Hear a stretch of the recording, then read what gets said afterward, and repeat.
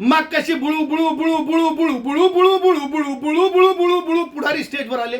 मग कशी बुळू बुळू बुळू बुळू बुळू बुळू बुळू बुळू बुळू बुळू बुळू बुळू बुळू पुढारी स्टेजवर आले।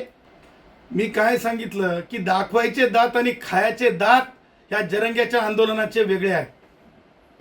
दाखवायचे दात आणि खायचे दात या जरंग्याच्या आंदोलनाचे वेगळे आहेत। जरंग्यामध्ये येईपर्यंत त्याच्या स्टेजवर त्यांनी राजकीय माणसं दिसू दिली नव्हती। मग कशी बुळू बुळू बुळू बुळू बुळू बुळू बुळू बुळू बुळू बुळू बुळू बुळू बुळू पुढारी स्टेजवर आले।